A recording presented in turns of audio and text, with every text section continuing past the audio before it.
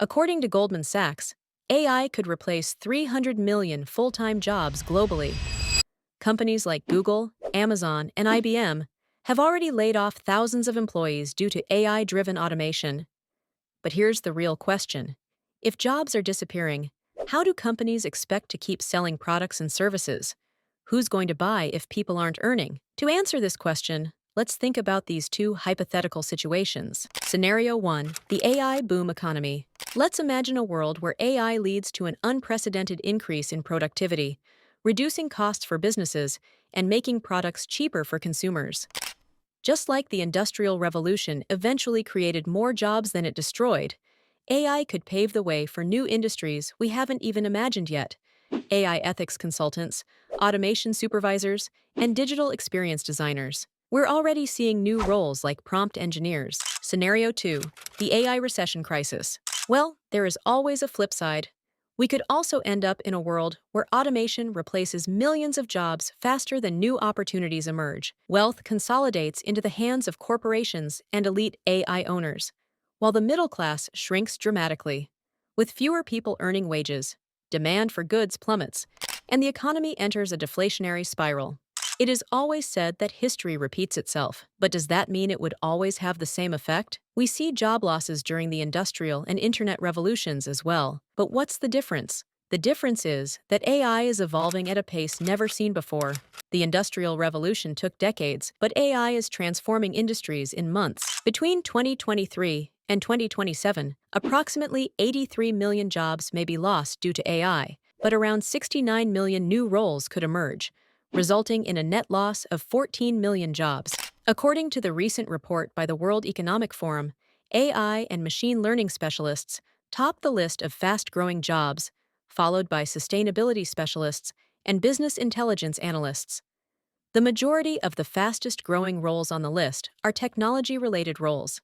The majority of fastest declining roles are clerical or secretarial roles, with bank tellers, postal service clerks, cashiers, and ticket clerks expected to decline fastest. Tech giants like Microsoft, Google, and Amazon are pouring billions into AI startups, faster than any tech wave before. In 2024, OpenAI raised $6.6 billion. The AI startup funding hit $97 billion in the US alone. The money isn't just going to chatbots.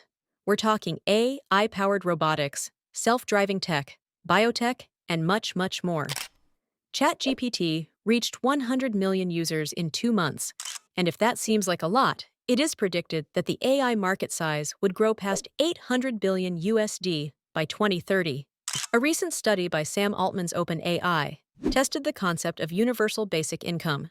In the test, 1,000 people were getting $1,000 per month for 3 years, and another group of 2,000 people got only $50 per month. According to the study, the people earning more were willing to spend time and money on upskilling themselves, whereas the people earning only $50 were on the lookout for extra shifts just to survive. This shows that it's not just a minimal safety net that needs to be created, rather a whole new sustainable economic model. So the cycle of money in an AI economy would look something like this. As AI automates work, manufacturing costs would reduce, hence products would be cheaper to afford, healthcare would be easier to access, and cost of living would go down. As jobs reduce, the government may introduce UBI, which would be funded by AI taxation, where companies would be taxed for using AI. People would have to work lesser, and they would invest in learning AI-based skills. Traditional labor markets would collapse, making jobs like customer service, sales obsolete, and creating new jobs like AI supervisors. AI would be democratized, allowing even small online stores to adopt advanced customer recommendation systems like Amazon does today. But this all sounds too good to be true, doesn't it? What could go wrong? If AI isn't democratized, it could lead to corporate monopoly and a huge wealth concentration, making the rich richer and poor poorer. Or if UBI isn't regulated properly, too much free money could lead to inflation, leading to a low-growth, high-priced economy. Economic power would then shift to those who control AI. AI is no more just about unemployment. Both the US and China are pouring billions of dollars into AI development and are racing to develop autonomous weapons, AI-powered drones, and cyber warfare tools. This could lead to nation monopolies. Nations that control artificial intelligence will dominate global trade, as AI-powered automation will allow certain countries to manufacture and distribute goods faster than others. If AI adoption continues, fossil fuels could decline much faster than expected, reshaping global energy markets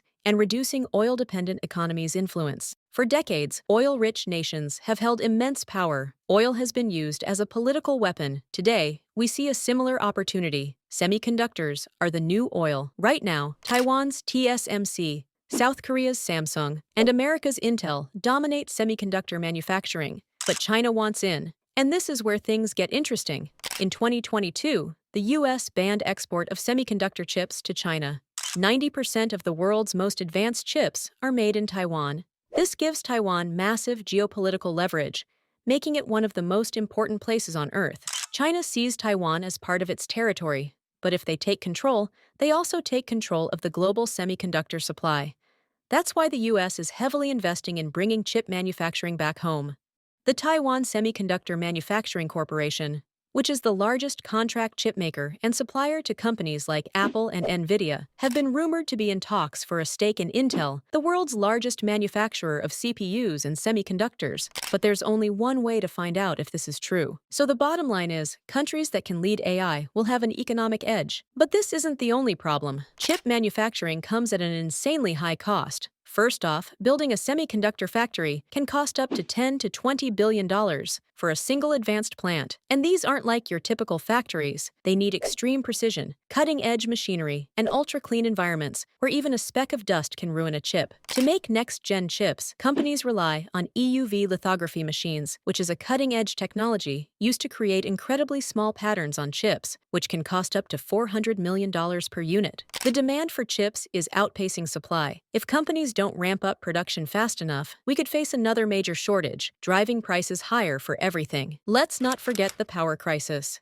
Training one advanced AI model, like ChatGPT or Google's Gemini, requires thousands of GPUs running 24/7. According to the International Energy Agency, a single Google search takes 0.3 watt-hours of energy, whereas a ChatGPT request takes 2.9 watt-hours of energy. But why does AI use so much energy? Well, AI models are built on billions of parameters that require constant learning, updating, and fine-tuning. Every time you ask AI to generate an image, answer a question, or even recommend a movie, it's crunching trillions of calculations per second. And here's something you don't hear about often. There aren't enough skilled engineers to meet the demand for chip production. Semiconductor engineering is highly specialized, and the industry is facing a severe talent shortage. Unless more people enter the field, the industry could hit a bottleneck. In 2024, 23% of Harvard MBA graduates were reported to be unemployed. The reason to stay unemployed in any situation is the lack of skills. So maybe the answer to, will I have a job, is to just ask yourself, is my job automatable? If yes, then it's time to upskill. The economy would not need you to do something that can be performed faster and cheaper. So here we are at a turning point in history. The question isn't just, will AI build or destroy economies? The real question is,